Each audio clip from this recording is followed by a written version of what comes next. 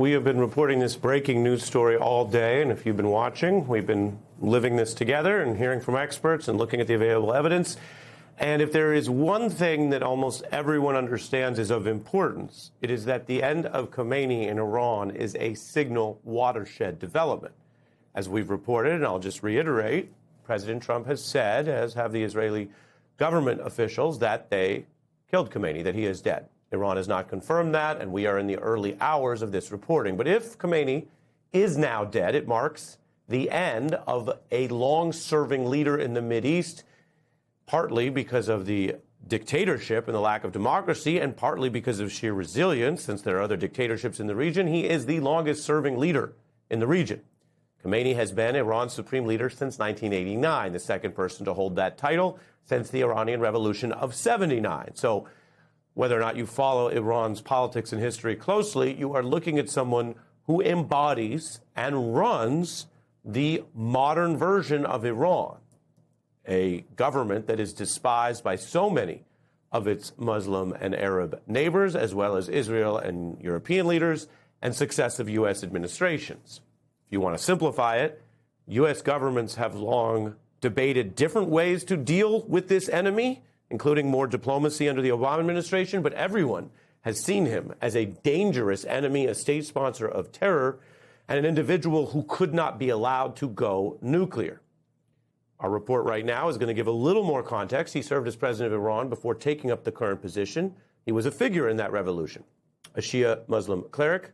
He was a fierce defender of this Islamic regime and its oppressive tactics, both against its own citizens, democracy activists, women, as well as how it operated abroad.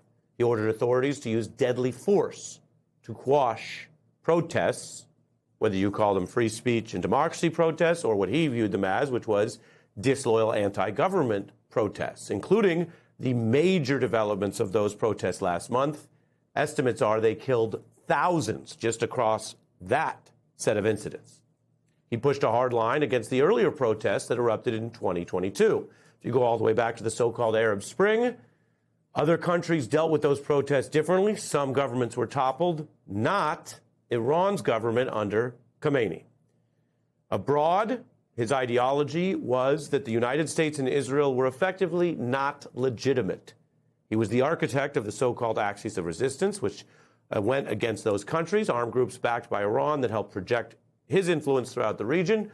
And while we can get a little narrow in our country and think only about what the U.S. wants, this was Iran's stance against Israel and the United States, regardless of the democratically elected leaders. In other words, when you had Obama preaching diplomacy or a two-state solution advocates running Israel, Khomeini basically kept that hard line. When other countries adjusted, if you want to simplify it, he usually did not. There was Hezbollah in Lebanon, there were the Houthis in Yemen, there were multiple groups in Iraq, Hamas in Gaza. Under Khomeini, Iran cultivated the alliance with Russia, which the Obama administration and other governments viewed as a negative. He also had relations with China, trying to counter what many different power players in the world thought was the danger of a unipolar or U.S.-only influence across the region. Khomeini is 86 years old, or was, if you believe President Trump's assessment that he is now dead. We should note also he hadn't been seen recently in public in Iran in several weeks. As we continue our deeper dive, I want to welcome our experts, Ayman Mohyeldin, who's covered so many conflicts in the Middle East as well as on the ground there. He's the co-host, of course, now of The Weekend Primetime on MS Now. And Elise Labott, longtime international journalist and analyst, also writes the Cosmopolitics newsletter on Substack. Welcome to you both. Ayman, everything works within the framework we have. We could do an hour on this leader. We could do a documentary of 3 hours on Iran, and there'd be a lot left out. So given just that summary, what do you think is important for the public in our country to understand about Khomeini, which, of course, is a very separate question from the wisdom and the long-term viability of this Trump operation? Yeah, I mean, it's a great question. And I think the short answer to that, Ari, is really to what extent did Ayatollah Khamenei, the current leader, the supreme leader of Iran, if he is still alive, planned for this demise, for his demise. And the reason why I say that is so important because you brought up a really important point. The Islamic Republic has been in power. The regime has been in power for 49 years, since 1979, 47 years, And he's been in power for, closer part to 37 of those years. And so as a result of that, he's actually had more of an imprint on the philosophy and the ideology of the regime and the way it operates more than his predecessor, which most Americans probably know, the person who toppled the Shah and brought about the Islamic Republic.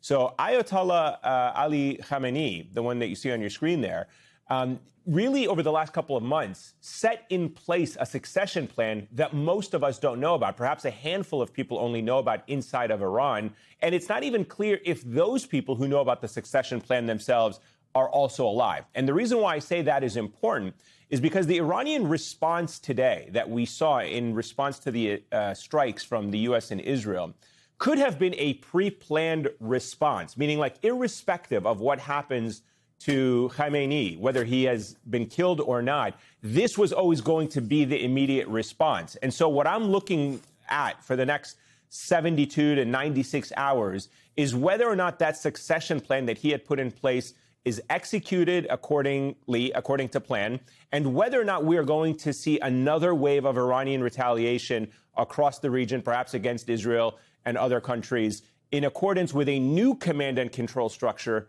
of the Iranian regime. And, Ayman, what can you say about the regional reaction to someone that many states, as I mentioned, would love to be rid of, but they might actually prefer a different path? They might have preferred that he die by natural causes or was ousted by the Iranian people. There are Trump allied officials who will say if he is in fact dead, great, the region wants that. And yet it would seem to be a bit more complicated. Yeah, I have not spoken to a single person in the Arabian Gulf, in the Persian Gulf, who has come out and said to me that they wanted the leader of Iran to stay in place or the Islamic regime to stay in place. It has never been about the Islamic regime. It has never been about the leader himself. In fact, what most of the countries in the region are afraid of is destabilization, is war, is a refugee crisis that would overwhelm these small Persian Gulf monarchies and create an influx of refugees and factional war and factional fighting into neighboring countries. Iraq, which is a country that is a third of the size of Iran, bled the region for almost 15 to 20 years. It led to the rise of ISIS in Syria. It led to millions of refugees pouring into Europe and a civil war and the rise of sectarian violence that we hadn't seen in the region before.